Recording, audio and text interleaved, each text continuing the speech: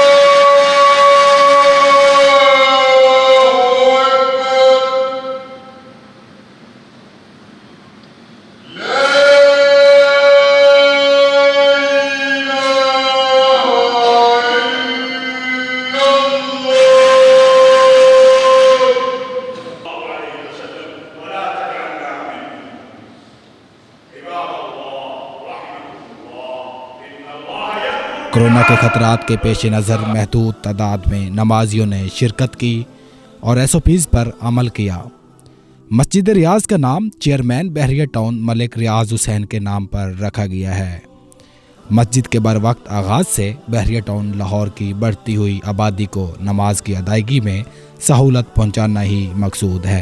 2 سال کے قلیل عرصے میں تیار ہونے والی مسجد ریاض 10,500 مربع فٹ پر تعمیر کی گئی ہے۔ اس کے گنبد کا سائز 80 فٹ ہے، جبکہ مزید 3 گنبدوں کا سائز 20 فٹ اور درمیانہ گنبد 40 فٹ قطر کا ہے۔ مسجد کے دونوں میناروں کی انفرادی اونچائی 20 فٹ ہے۔ مسجد میں تقریباً 800 नमाजियों की गुंजाइश मौजूद है। मरकज़ी हाल मुकम्मल तौर पर एयर कंडीशनड है। अंदरूनी हिस्से में अल्मोनियम से खताती की गई है, जबकि जर्मन इंपोर्टेड फानूस मस्जिद की खूबसूरती को चार चांद लगा रहा है। मस्जिद की तज़ीन व आराइश के लिए सफ़ेद इंपोर्टेड मार्बल इस्तेमाल किया गया है। मस्जिद के साथ ही जदीद तर्ज के वज़ू खाने और बैतुल खला का भी इंतज़ाम किया गया है। इसके अहाते में लातदाद पौधे और दरख्त लगाए गए हैं, जो मस्जिद को और भी पुररौनक बना रहे हैं। इसके साथ ग्रैंड जामिया मस्जिद लाहौर 25,000 नमाजियों की गुंजाइश के साथ पाकिस्तान की बड़ी और दुनिया की 7वीं बड़ी मस्जिद है, जबकि दुनिया की तीसरी और पाकिस्तान की सबसे बड़ी मस्जिद ग्रैंड जामिया मस्जिद भी तैयारी के साथ तकमील के मराहल अबूर कर रही है। मस्जिद के इफ्तिताह के बाद मीडिया से गुफ्तगू करते हुए ताहिर अशरफी ने कहा, अल्लाह तबारक व तआला के फ़ज़ल व करम से और बहरिया टाउन की इंतज़ामिया ने मलक रियाज साहब की सरपरस्ती में और सरबराही में एक ख़ूबसूरत तरीन मस्जिद का जो है वो इफ्तिताह किया। आज यहाँ पर आपने देखा है, और मैं समझता हूँ कि पाकिस्तान काबिल फ़ख्र है बहरिया टाउन बिलखुसूस इस हवाले से कि यहाँ पर तमाम मसाजिद जो हैं वो इतनी खूबसूरत हैं कि देख कर ये एहसास ज़रूर इंसान के अंदर आता है कि मैं 2 नफल तो ज़रूर यहाँ अदा कर लूँ।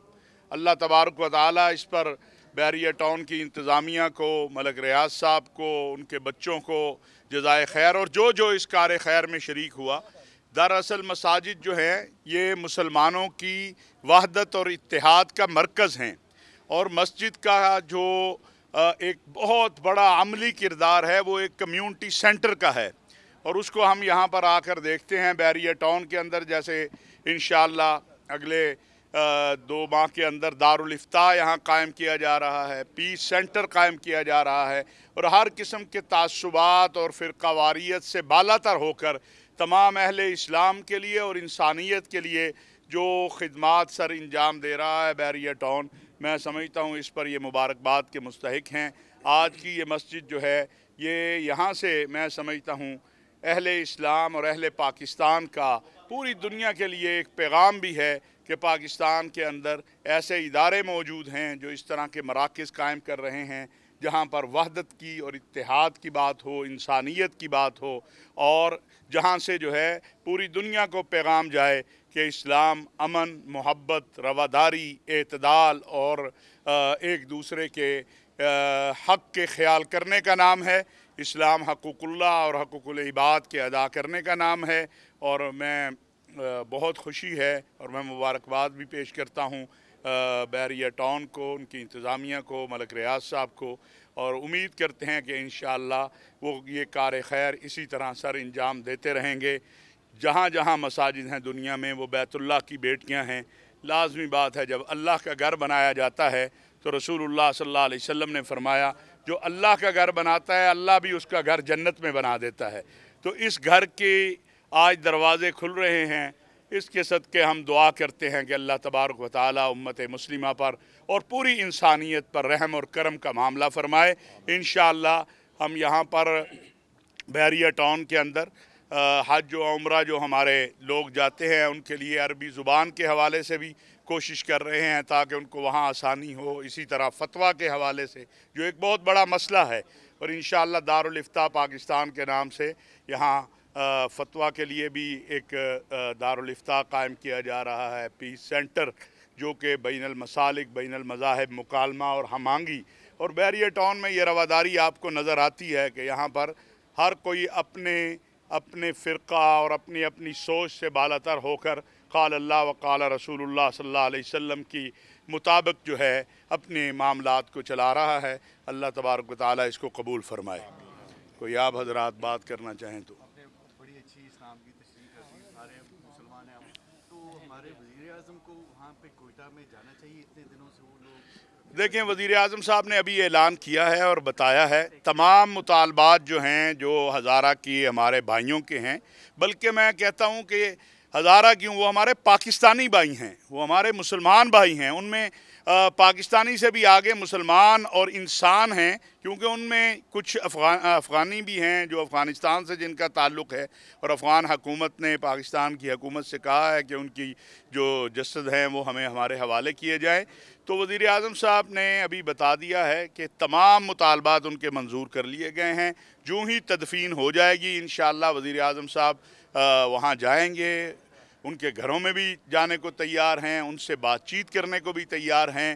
ریاست کی بہت ساری ذمہ داریاں ہوتی ہیں، ریاست کے بہت سارے مسائل ہوتے ہیں، اس کا احساس ہم سب کو کرنا چاہیے، لیکن کوئی اس سے یہ نہ سمجھے، ہمیں اسی طرح غم ہے ان کا جس طرح کسی ایک پاکستانی کے ساتھ معاملہ ہو۔ ہمارے ایف سی کے جوان چند دن پہلے شہید ہوئے ہیں، آپ کو علم ہے، ان پر بلوچستان میں حملہ ہوا، اس سے پہلے ایک مدرسے میں پشاور میں اسی طرح بلاسٹ ہوا۔ تو جو ریاست کی ذمہ داری ہے، ریاست اپنی ذمہ داری پوری کر رہی ہے اور پوری کرے گی۔ یہ دہشت گردی کا معاملہ جو ہے یہ عالمی ایک سلسلہ ہے، لیکن الحمدللہ ہماری فوج نے اور ہماری قوم نے، ہم سب نے مل کر دہشت گردی کا پہلے بھی مقابلہ کیا، اسے ناکام بنایا، آئندہ بھی ناکام بنائیں گے، اور ہر طرح سے ہم اپنے ہزارہ کے ان بھائیوں کے ساتھ ہیں، اور کوئی یہ نہ سمجھے کہ ہم ان سے دور ہیں، ہم ان کے قریب ہیں، اور جلد وزیر اعظم صاحب وہاں جائیں گے۔ دہشت گردی کے پیچھے کون ہے؟ پیپلز پارٹی کے دور میں یہ ہوا، نواز شریف کے دور میں یہ ہوا، اب پی ٹی آئی کے دور میں بھی ہو رہا ہے۔ بہت اچھی بات آپ نے کی۔ دیکھیں، دہشت گردوں کا کوئی مذہب اور مسلک نہیں ہوتا، اور دہشت گردی کا ذمہ دار کوئی فرد واحد نہیں ہوتا۔ ہم نے اگر آپ یہ دیکھیں کہ پچھلے محرم سے لے کر اب تک کئی سو ایسے واقعات جو کرنے جا رہے تھے دہشت گرد، ہماری سلامتی کے اداروں نے لوگوں کو گرفتار کیا ہے، اور اس کے پیچھے بڑا واضح ہے کہ ہندوستان اور پاکستان دشمن قوتیں جو ہیں وہ یہ سارے عمل میں شریک ہیں۔ اس کے بارے میں ہمارے D G I S P R اور وزیر خارجہ صاحب بھی بتا چکے ہیں چند ہفتے پہلے، اور ایک آدھ واقعہ میں وہ کامیاب ہو جاتے ہیں۔ یہ پوری دنیا کے اندر ہے کہ تمام تر کوششوں کے باوجود بھی حادثات ہو جاتے ہیں، لیکن انشاءاللہ یہ قوم، یہ فوج، حکومت، سلامتی کے ادارے، ہم سب نے مل کر اپنے پاکستان کو اسی طرح کا خوبصورت اور پرامن بنانا ہے جیسے یہ آج کی خوبصورت ترین مسجد ہم نے جس کا افتتاح کیا ہے۔ یہ پاکستان کی تصویر ہے، میں سمجھتا ہوں اگر آپ دیکھیں ایک عملی نمونہ ہے پاکستان میں امن کا، محبت کا، رواداری کا، اور یہی ہم ایسا ہی پاکستان مستقبل میں بحریہ ٹاؤن چاہتے کی ہیں۔ تمام مساجد خوبصورت اور اپنی مثال آپ ہیں۔ ان مساجد سے وحدت و اتحاد اور انسانیت کا پیغام پوری دنیا میں جائے گا۔